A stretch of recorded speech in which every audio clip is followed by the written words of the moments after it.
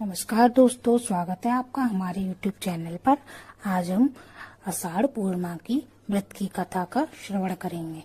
तो पौराणिक कथा में वर्णन मिलता है, किसी नगर में धनेश्वर नाम का एक ब्राह्मण रहता था। उसकी पत्नी रूपवती, पतिव्रता और सर्वगुण संपन्न थी। बस दुख था तो सिर्फ इस बात का कि उसके कोई संतान नहीं थी। यही कारण था कि वे दोनों बहुत चिंतित रहते थे। एक बार उस नगर में एक महात्मा आए। वो नगर के सभी लोगों से दान लेते थे, लेकिन धनेश्वर की पत्नी जब भी उन्हें दान देने जाती तो वो उसे लेने से मना कर देते थे। एक दिन धनेश्वर ने उन महात्मा के पास जाकर पूछा, हे महात्मन, आप नगर के सभी लोगों से दान लेते हैं, लेकिन मेरी पत्नी का धात का दान क्यों नहीं स्वीकार करते? हमसे अगर कोई भूल हुई हो तो हम दंपति आपसे क्षमा याचना करते हैं। महात्मा बोले, नहीं विप्र, तुम तो बहुत ही विनम्र और हमेशा आदर सत्कार करने वाले ब्राह्मण हो। तुमसे भूल तो कदापि नहीं हो सकती। महात्मा की बात सुनकर धनेश्वर हाथ जोड़कर बोला, हे मुनिवर, फिर आखिर क्या कारण है? कृपया हमें उससे अवगत कराएं। इस पर महात्मा बोले, हे विप्र, तुम्हारे कोई संतान नहीं है और जो दंपति निसंतान है उसके हाथ से भिक्षा लेना अधम या पापी के हाथ से भिक्षा ग्रहण करने के समान है। तुम्हारे द्वारा दिया गया दान लेने के कारण मेरा पतन हो जाएगा। बस यही कारण है कि मैं तुम दंपति से दान स्वीकार नहीं करता।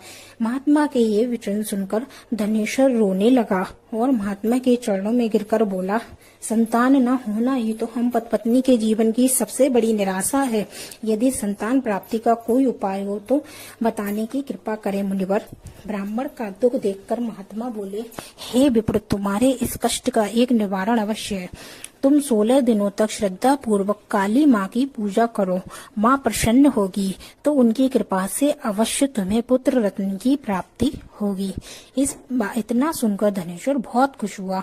उसने कृतज्ञता पूर्वक महात्मा का आभार प्रकट किया और घर आकर पत्नी को सारी बात बताई। पति पत्नी को महात्मा के द्वारा बताए गए उपाय से आशा की एक किरण दिखाई दी और धनेश्वर माँ काली की उपासना के लिए वन चला गया। ब्राह्मण ने पूरे 16 दिन तक काली माता की पूजा की और उपवास रखा। उसकी भक्ति देखकर और विनती सुनकर माँ ब्राह्मण के सपने में आई और बोली, हे धनेश्वर, तू निराश मत हो। मैं तुझे संतान के रूप में पुत्र रत्न की प्राप्ति का वरदान देती हूँ, लेकिन 16 साल की अल्प आयु में ही तेरे पुत्र की मृत्यु हो जाएगी। काली माता ने कहा, यदि तुम पति पत्नी विधि पूर्वक 32 पूर्णमासी का व्रत करोगे तो तुम्हारी संतान दीर्घायु हो जाएगी। प्रातः काल जब तुम उठोगे तो तुम्हें यहाँ एक आम का वृक्ष दिखाई देगा। उस पेड़ से एक फल तोड़ना और ले जाकर अपनी पत्नी को खिला देना। शिव जी की कृपा से तुम्हारी पत्नी गर्भवती हो जाएगी। इतना कहकर माता अंतर्ध्यान हो गई। प्रातः काल जब धनेश्वर उठा तो उसे आम का वृक्ष दिखा जिस पर बहुत ही सुंदर फल लगे थे। वो माँ काली के अनुसार फल तोड़ने के लिए वृक्ष पर चढ़ने लगा। उसने कई बार प्रयास किया लेकिन फिर विफल तोड़ने में असफल रहा। फिर उसने गणेश भगवान का स्मरण किया और गणपति की कृपा से इस बार वो वृक्ष पर चढ़कर फल तोड़ लाया। धनेश्वर ने अपनी पत्नी को वो फल दिया, जिसे खाकर वो कुछ समय बाद गर्भवती हो गई। दंपति काली माँ के निर्देश के अनुसार हर पूर्णिमा पर दीपक जलाते रहे। कुछ दिन बाद भगवान शिव की कृपा हुई और ब्राह्मण की पत्नी ने एक सुंदर बेटे को जन्म दिया, जिसका नाम उन्होंने देवदास रखा। जब पुत्र 16 वर्ष का होने को हुआ तो माता पिता को चिंता होने लगी कि इस वर्ष उसकी मृत्यु निश्चित है। दंपति ने देवीदास के मामा को बुलाया और कहा, तुम देवीदास को विद्यादान के लिए काशी ले जाओ और 1 वर्ष बाद वापस ले आना। दंपति पूरी आस्था के साथ पूर्णमासी का व्रत कर पुत्र के दीर्घायु होने की कामना करते रहे। इधर काशी प्रस्थान के बाद मामा भांजे एक गांव से गुजर रहे थे। वहां एक कन्या का विवाह हो रहा था, परंतु विवाह होने से पूर्व ही उसका वर अंधा हो गया। तभी वर के पिता ने देवीदास को देखा और मामा से कहा, तुम अपना भांजा कुछ समय के लिए हमें दे दो। ब्राह्मण विवाह संपन्न हो जाए उसके बाद ले जाना। यह सुनकर मामा ने कहा, यदि मेरा भांजा ये विवाह करेगा तो कन्यादान में मिले धन आदि पर हमारा अधिकार हुआ। वर के पिता ने मामा की बात स्वीकार कर ली और देवीदास के साथ कन्या का विवाह संपन्न हो गया। इसके पास देवीदास पत्नी के साथ भोजन करने बैठा, लेकिन उसने थाल को हाथ नहीं लगाया। ये देखकर पत्नी बोली, स्वामी आप भोजन क्यों नहीं कर रहे हैं? आप यह सुनकर कन्या बोली, स्वामी मैंने अग्नि को साक्षी मानकर आपके साथ फेरे लिए हैं। अब मैं आपके अलावा किसी और को अपना पति स्वीकार नहीं करूंगी।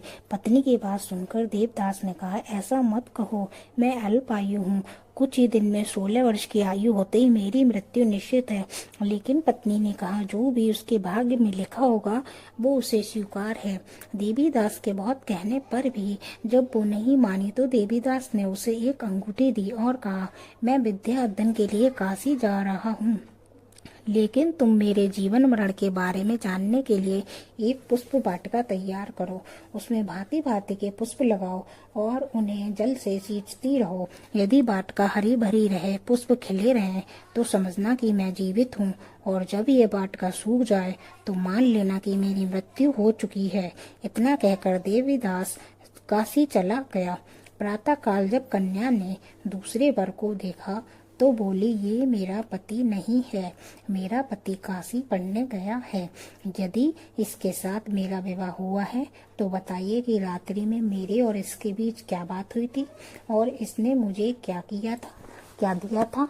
ये सुनकर वर बोला, मुझे कुछ नहीं पता, और पिता पुत्र लज्जित होकर चले गए। उधर एक दिन प्रातः काल एक सर्प देवीदास को डसने के लिए आया, लेकिन उसके माता पिता द्वारा किए जाने वाले पूर्णिमा व्रत के प्रभाव के कारण वो उसे डस नहीं पाया।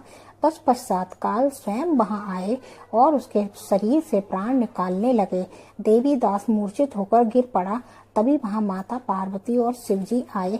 देवीदास को मूर्छित देखकर देवी पार्वती बोली, हे स्वामी, देवीदास की माता ने 32 पूर्णिमा का व्रत रखा था, उसके फलस्वरूप कृपया आप इसे जीवन दान दें।